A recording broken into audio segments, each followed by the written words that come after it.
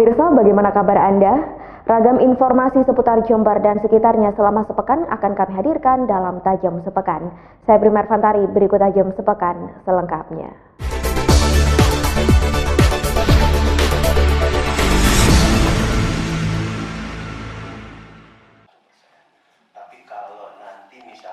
Bank Indonesia telah meluncurkan Gerbang Pembayaran Nasional atau GPN yang disebut juga sebagai National Payment Gateway atau NPG. Tujuan diluncurkannya GPN adalah untuk menyatukan beragam sistem operasi dalam transaksi pembayaran bank sehingga terhubung dalam satu sistem saja. Dengan kata lain, masyarakat akan bisa melakukan pembayaran pada bank yang berbeda tanpa potongan biaya administrasi sebesar saat ini. Menurut Asisten Direktur Departemen Elektronikasi dan GPN Bank Indonesia Irwan Daud, perbedaan GPN dan pembayaran biasa adalah dari jumlah potongan ketika melakukan transaksi di ATM. Diprediksi tahun 2021, semua sistem pembayaran sudah melalui sistem GPN. Tanpa harus dia mencari, saya harus digesek kemana. Begitu juga dengan ATM, tanpa harus mencari, aku nasabah Bank A, kemudian aku harus cari ATM-nya Bank A. Kan kita sering begitu tuh ya. Dengan GPN ini dia akan masuk ke bilik ATM ya tinggal tanpa perlu melihat ini ATM siapa. Jadi dimudahkan. Nasabah akan mudah melakukan transaksi tanpa harus mencari device yang mana yang harus diselesaikan. Dari Jember, DKAJ Jember 1 TV melaporkan. Bank Indonesia tengah gencar untuk menyelidiki kasus skimming yang telah terjadi di Jawa Tengah. Dalam hal ini, Asisten Direktur Departemen Elektronikasi dan GPN Irwan Daud mengatakan bahwa sistem Gerbang Pembayaran Nasional atau GPN merupakan salah satu cara agar nasabah dan perbankan tidak takut terjadi skimming. Karena proses transaksi juga berbasis aplikasi sehingga tidak harus ke ATM. Daud menilai kartu ATM Maxtrap memang sangat mudah untuk di-skimming, oleh sebab itu ke depan perbankan juga harus sudah menggunakan kartu chip. Iya, GPN itu concern dengan keamanan ya. Jadi memang GPN ini kita pengen semua transaksi dari awal sampai akhirnya itu tercover dengan keamanan yang mumpuni gitu. Kita sebutnya itu. Oleh karena itu beberapa kebijakan kita terkait keamanan itu ingin menerapkan sesuatu yang end-to-end encryption. Jadi semua transaksi dari awal sampai akhir itu terbungkus dengan keamanan yang mumpuni gitu. Itu tujuan dari GPN. Jadi ke depan ya harus transaksi itu bisa security-nya bisa terjamin. Men-shifting dari Maxtrap ke chip ya dan itu. Dari Jember, DKAJ Jember 1 TV melaporkan.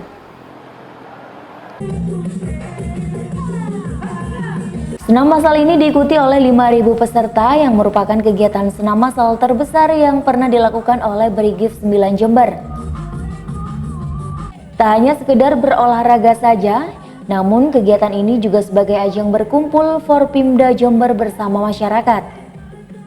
Dengan sinergi bersama masyarakat ini diharapkan persatuan warga Jember semakin kuat dan dapat menumbuhkan semangat kebersamaan serta gotong royong.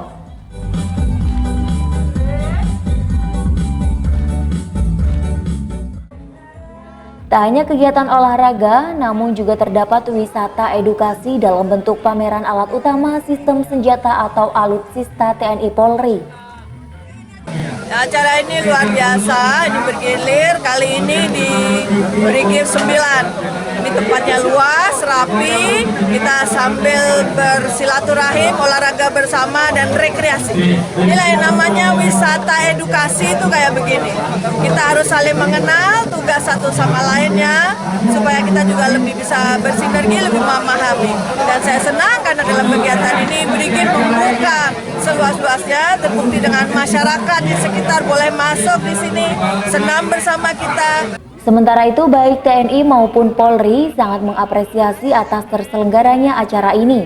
Apalagi menjelang tahun politik, kegiatan kebersamaan sangat penting agar masyarakat Jember tidak terpecah belah. Sinergitas TNI Polri penting, apalagi di tahun politik seperti ini. Tidak boleh ada yang mengganggu keratan antara TNI dan Polri. Itu intinya. Instansi vertikal semua hadir semua. Kalau untuk AFA itu tanggung jawab kita semua. 2,5% loh, ingat. di dalam agama kita. 2,5% pasti ada tanggung jawab kita yang harus kita serahkan seperti itu. Hanya dibetulan lah, hanya mengajak kita, mengimbau saya seperti itu. Oke? Pertama kita meneladani pimpinan kami, di mana Bapak Kapolri dengan Bapak Panglima TNI melaksanakan kegiatan olahraga bersama. Alhamdulillah disepakati hari ini kita melaksanakan kegiatan dengan Danbring, dengan Danyon, dengan Dandim, dengan Polres Jember, dan kita juga mengajak pemerintah Kabupaten Jember dan warga masyarakat untuk mengadakan olahraga bersama. Dan selain olahraga bersama, kita juga ada pembagian bibit pohon terem besi, kemudian ada pembagian sembako, kita ada peragaan alutsista, sehingga warga masyarakat Kabupaten Jember bisa berfoto, bisa berselfie bersama dengan alutsista yang kami miliki. Dari Brigif 9 Jember, Yudis Adi, Jember 1 TV melaporkan. M. Hafidin selaku Kernet Bis dan M. Hafid selaku Kondektur Bis, ketiganya merupakan pelaku komplotan copet di dalam bis yang selama ini sudah menjadi incaran polisi. Dari keterangan saksi saat kejadian, ketiga pelaku tersebut sengaja dan bekerja sama dalam melakukan aksinya. Korban yang lengah atau tertidur saat di dalam bis, sakunya dirobek oleh salah satu tersangka dan mengambil barang berharga baik dompet maupun HP korban. Setelah dapat barang yang diinginkan, dompet tersebut langsung dioper ke pelaku lainnya hingga dioper lagi ke sopir bis. Sopir bis selaku pelaku terakhir lalu menyembunyikan hasil curiannya di dalam dashboard bis. Ketiganya diketahui selalu melancarkan aksinya bila bis di antara jalur Kota Lumajang hingga Jember. Selain menangkap pelaku, polisi juga mengamankan beberapa barang bukti, 1 unit bis yang digunakan oleh ketiga pelaku ketika melakukan aksinya, senjata api rakitan, proyektil peluru, 4 buah handphone dan tas pelaku serta 1 buah unit bis. Ini Polres Jember mengungkap kasus komplotan pencurian di dalam bis. Yang pelakunya adalah supir bis, kernet, sama kondektur. Nah, ini modusnya adalah kondekturnya menghalang-halangi ketika penumpang bis itu mau keluar, sedangkan kawannya di belakang udah mengambil handphone, ngambil dompet untuk kemudian dioper sampai dengan jatuh ke tangan supir. Nah, ini peristiwanya bisa kami ungkap berdasarkan informasi dari warga masyarakat. Kami lakukan penyelidikan dan kami bisa amankan tersangka dengan barang buktinya. Polisi juga akan memanggil PO bis yang bersangkutan untuk menyelidiki apakah ada pelaku lain dan juga pengawasan dari pihak PO itu sendiri. Ketiga pelaku dijerat pasal 363 tentang pencurian dengan ancaman hukuman 7 tahun penjara. Sedangkan sopir bis karena memiliki senjata api ilegal akan dikenakan pasal tambahan yakni Undang-Undang Nomor 19 Tahun 1951 dengan ancaman hukuman 20 tahun penjara. Dari Mapolres Jember, Yudis Adi, Jember 1 TV melaporkan. Rombongan yang terdiri dari Muhammad Yusuf Ate selaku Deputi RB Kumwas Kemenpan RB dan jajaran IRBN yakni Profesor Cipta Lesmana, Profesor JB Kristiadi, Profesor Eko Prasojo dan Dr. Rudiarto langsung mendatangi Satlantas Polres Jember terlebih dahulu untuk melihat lebih dekat pelayanan yang ada di Satlantas. Tinjauan fasilitas hingga meninjau praktek uji SIM juga tak luput dari pantauan. Tim juga menyempatkan diri untuk bertanya dan mengobrol dengan masyarakat yang melakukan proses pembuatan SIM. Bahkan salah satu tim sempat mencoba mempraktekkan secara langsung uji SIM C kendaraan roda 2. Setelah itu rombongan langsung menuju Mako Polres Jember untuk melihat fasilitas dan pelayanan di Polres. Dimulai dari layanan senyum sapa polisi, bagian pelaporan atau SPKT, ruang pengajuan SKCK, ruang satreskrim hingga comment center tak luput dari perhatian tim IRBN. Salah satu anggota IRBN, Profesor Cipta Lesmana, mengapresiasi inovasi dan kreasi yang ada di Polres Jember. Bahkan dari 4 Polres dan Polresta yang sebelumnya telah dikunjungi, Polres Jember diakui paling baik. Penilaian tersebut berdasarkan pelayanan hingga fasilitas untuk masyarakat sangat layak, sehingga masyarakat yang datang merasa nyaman dengan fasilitas yang disediakan oleh Polres Jember. Nulis objektif apa adanya. Di Jakarta sering media itu sentimen dengan Polri, hantam habis-habisan. Polisi kalau nggak benar kritik habis-habisan. Tapi kalau kinerjanya bagus, Anda mesti apresiasi, objektif. Jangan ya. Negara yang kuat membutuhkan polisi yang kuat. Negara akan rusak kalau polisinya hancur. Nah, publik terutama media wajib terus mengkritisi dan mengapresiasi polisi kalau kerjanya baik. Saya sepintas ke sini, kita sudah kunjungi 4 Polres termasuk Kapolresta Surabaya. Kami nilai ini yang paling bagus Jember ini. Bagus kan? Ya. Bagus kan berarti kreasinya, inovasinya bagus. Itu saja saya minta dengan sangat teman-teman media, bukan dukung bebek, bukan ya, tapi tulis secara objektif. Kalau bagus, kita apresiasi, kita puji kinerja polisi di Jember ini. Terima kasih. Lebih lanjut, tim IRBN meminta Polres Jember agar lebih dekat dengan masyarakat untuk memberikan pelayanan secara maksimal. Dari Mapolres Jember, Yudis Adi, Jember 1 TV melaporkan.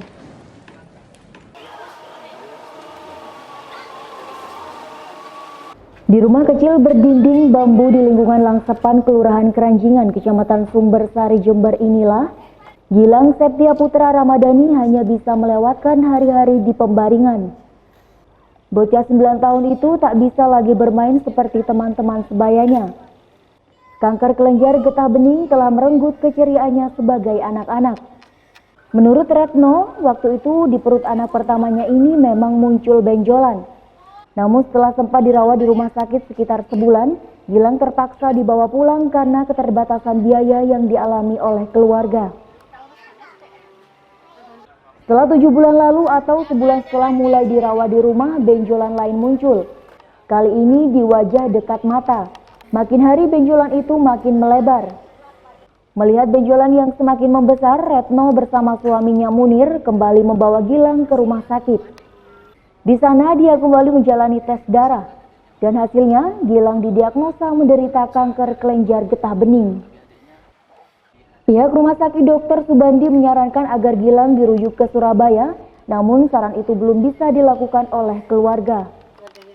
Itu bilang ke suami saya nggak tahu.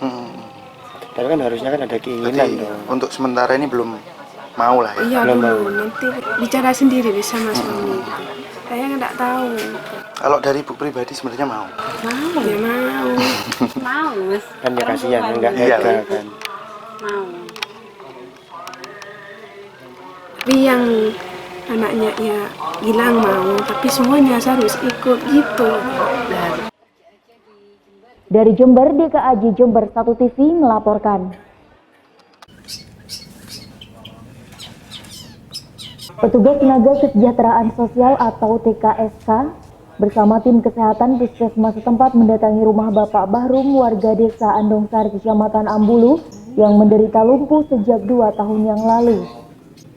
Petugas mengecek langsung kondisi Bapak Bahrum dan sekaligus mengecek adanya kartu BPJS atau kartu jaminan kesehatan yang dimilikinya, yang mana kartu tersebut bisa digunakan untuk berobat di puskesmas setempat. Petugas kesehatan mengharapkan kartu jaminan kesehatan yang dimilikinya tersebut bisa digunakan semaksimal mungkin untuk meringankan biaya pengobatannya.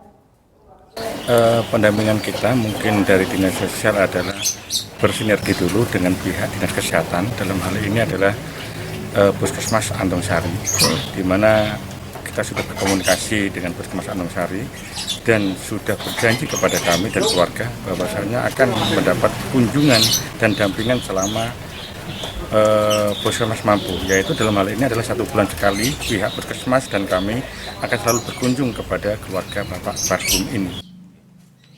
Dari Ambulu, Bambang Sugiarto, Jember 1 TV melaporkan.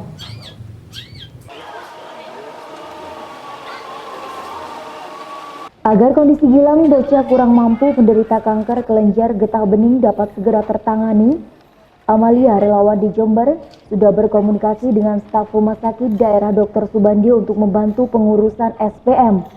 Karena selama ini pihak keluarga belum memiliki kartu BPJS yang menjadi persyaratan pengobatan. Lebih dari itu, relawan juga akan menghubungi Yayasan Kanker Indonesia atau YKI yang memang konsen dalam pendampingan pasien kanker.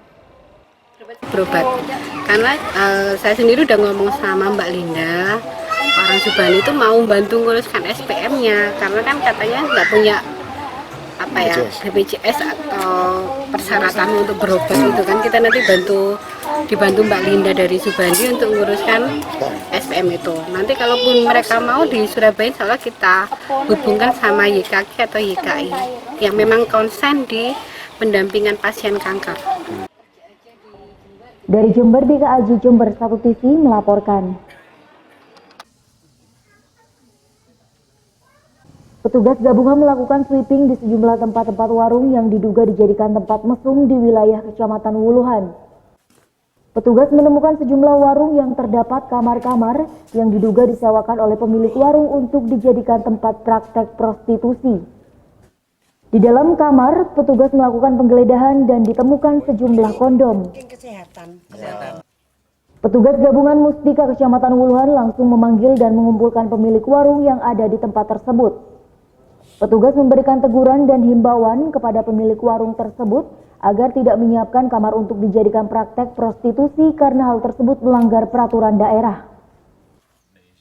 Kegiatan kita hari ini bersama jajaran Musbika dalam rangka kita penertiban tempat-tempat yang diduga digunakan untuk berbuat mesum yang kita bersama Musbika tadi ke tempat tersebut, khususnya yang di daerah Tanjung Rejo,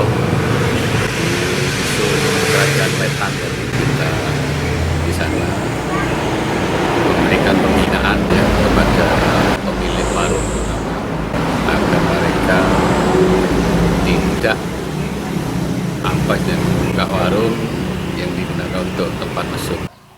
Dari Wuluhan, Bambang Sugiarto, Jember 1 TV melaporkan. Apa sih Prof yang paling poin itu?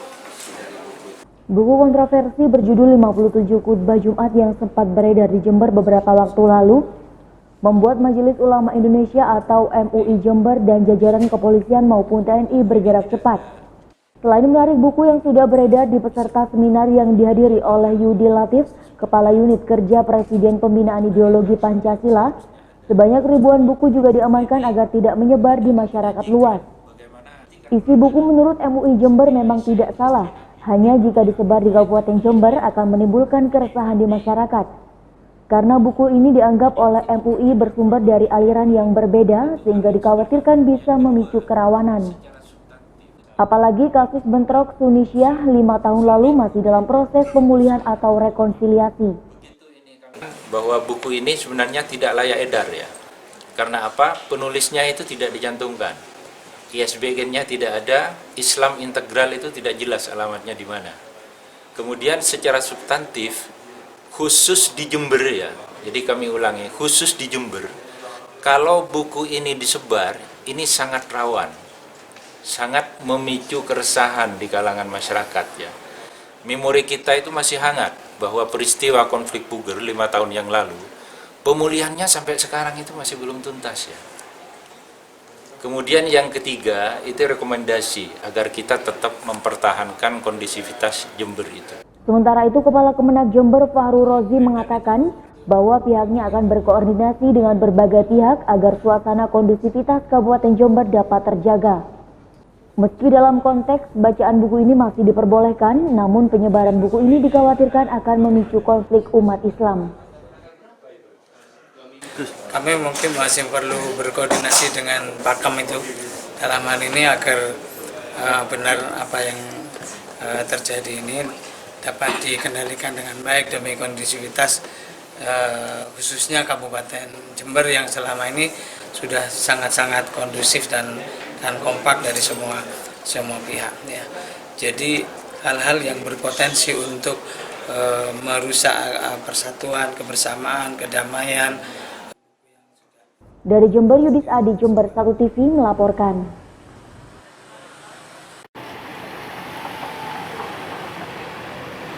Saat mengunjungi gudang tembakau untuk cerutu di Kecamatan Ajung, Jember, calon Wakil Gubernur Jawa Timur Emil Dardak sempat terkejut melihat kualitas tembakau yang ada di Jember yang secara rutin sudah diekspor ke Jerman.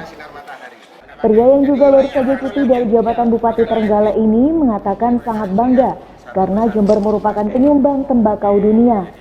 Bahkan jumlah komoditas tembakau dunia yang berhasil dipasok dari Jember mencapai 10%.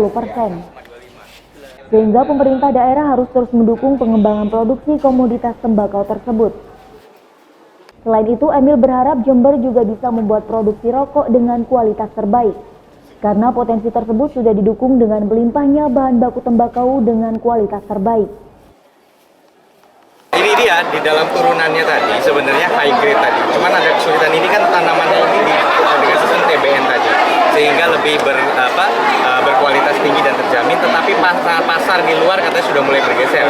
Disitulah mungkin diperlukan benar-benar pasar-pasar baru, ceruk pasar baru yang justru lebih mencari dan menerima grade-grade unggulan yang dihasilkan dari Jember ini. Dari Jember, DKAJ Jember 1 TV melaporkan.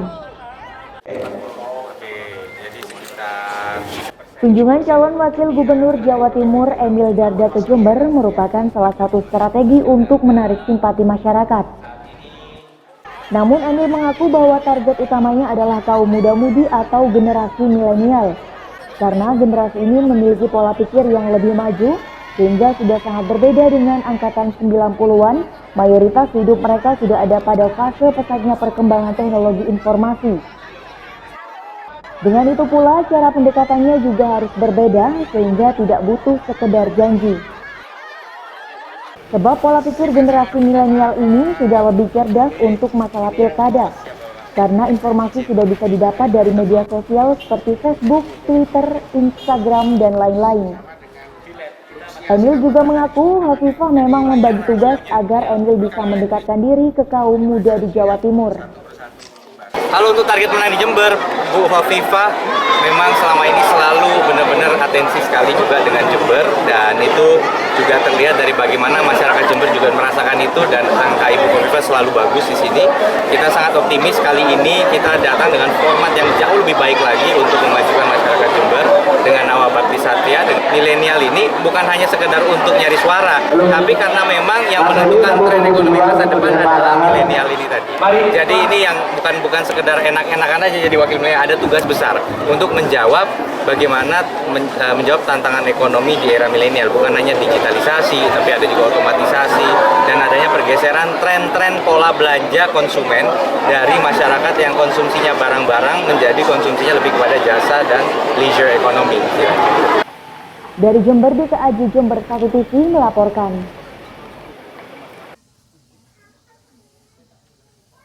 Kegiatan sweeping terhadap warung-warung yang diduga menyediakan tempat prostitusi di wilayah Kecamatan Wuluhan terus disambut positif oleh warga setempat.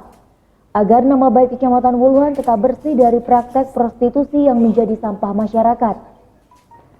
Namun warga berharap ada tindak lanjut yang serius dari pemerintah daerah untuk melakukan perbaikan ekonomi masyarakat, khususnya para mantan pekerja seks komersil melalui pemberdayaan seperti pelatihan dan penyaluran kerja. Karena tanpa penanganan yang bijak, praktek prostitusi hampir mustahil untuk dihapuskan. Tenaga kerja yang ada di warung remang-remang tersebut, jadi harus ada solusi terbaik bagi mereka, misalnya disediakan lapangan pekerjaan yang baru bagi mereka, pelatihan-pelatihan keterampilan bagi mereka, itu adalah langkah-langkah yang positif. Tidak hanya sekedar membersihkan atau katakanlah menutup warung-warung tersebut, tapi harus ada langkah-langkah positif yang harus diambil oleh pemerintah Jember, dalam hal ini pemerintah di tingkat kecamatan ataupun pusat.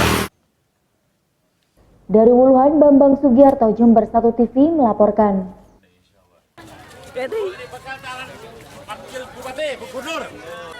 Rombongan Emil Elestianto Dardak yang merupakan calon wakil gubernur Jawa Timur nomor urut 1 mengunjungi tempat pelelangan ikan dan pasar tradisional milik nelayan Desa Puger Kulon, Kecamatan Puger, Jember.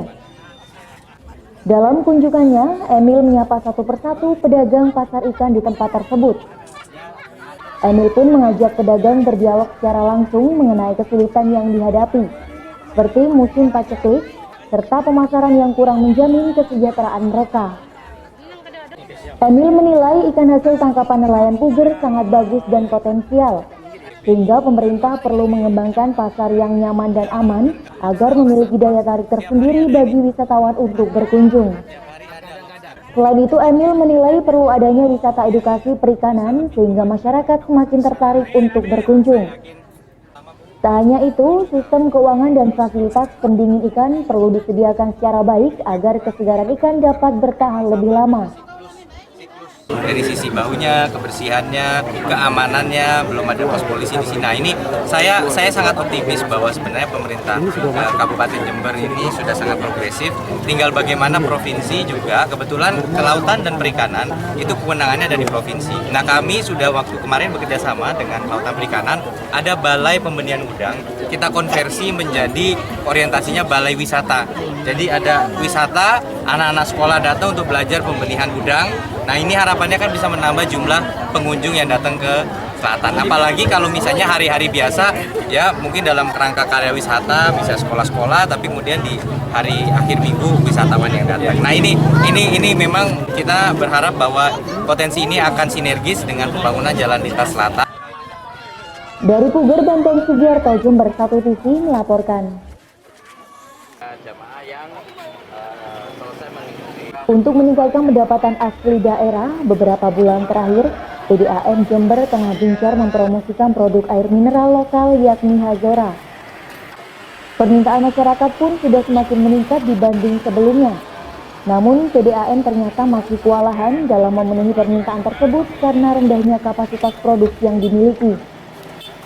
Menurut Direktur PDAM Jember Adi Setiawan, dibutuhkan anggaran sekitar 2 miliar rupiah untuk mengembangkan kapasitas tersebut. Cukup kewalahan untuk produksinya dengan kapasitas mesin sekarang.